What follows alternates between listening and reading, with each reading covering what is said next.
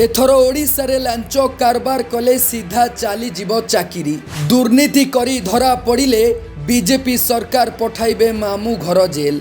लांचुआ और दुर्नीतिखोर भयंकर रूप नेले नुआ मुख्यमंत्री मोहन माझी।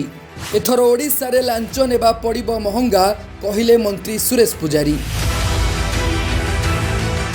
दर्शक बंधु एबे ओडिशा रे सबु किछि परिवर्तन होई सारिछि। दीर्घ 25 वर्ष धरी ओडिशा को शासन करुथिबा नवीन पट्टनायक बीजेडी सरकार माटी कामुड़ी तले पड़ी आउ भारतीय जनता पार्टी सरकार नुआ करी ओडिशा रे शासन गादी हाथी आउ यारी भितरे नीति नियम चाली चलणी आउ सरकार चलाइबार कार्यशैली मध्यरे अनेक फरक आसी।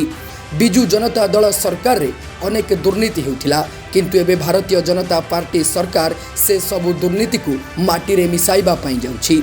जो सरकारी बाबू माने आउ जो सरकारी अधिकारी माने लांच नेबारे अभ्यस्त अछंती एबे बीजेपी सरकार सेमानकु चेतावनी दैछि। कारण ए हेउछि बीजेपी सरकार। जदि बीजेपी सरकार रे कोनोसी बाबू किंबा ऑफिसर माने लांच नै धरा पड़ंती तेबे सीधा सीधा तांकु चाकरी रु बाहर करि दिया जिवो आउ से नैथिबा लांच पई तांकु पठाई दिया जिवो मामू घर जेल। आउ एही कथा जणा पड़िबा परे एबे सरकारी बाबू माने विशेष करी दुर्नीति आउ लांच नेउथिबा सरकारी अधिकारी माने एबे भयभीत अवस्था दिन काटुछंती।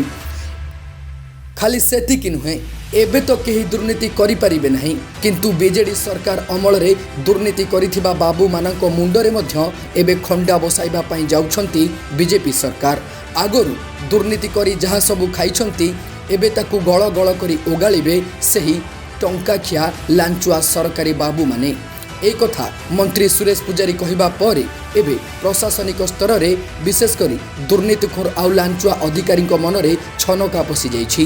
केतेबेले जे सरकार तांको उपरे कठोर होई कार्यानुष्ठान ग्रहण करिवे से नै सेमाने दिन गणुछंती।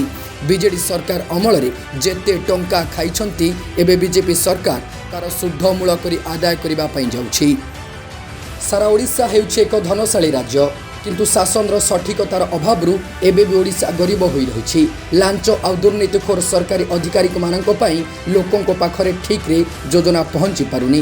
तेणु सरकारी बाबू माने एबे सावधान होई जांतु आ नीति नियम को मानी काम करंतु एने मंत्री सुरेश पुजारी चेतावनी दे सारिछंती।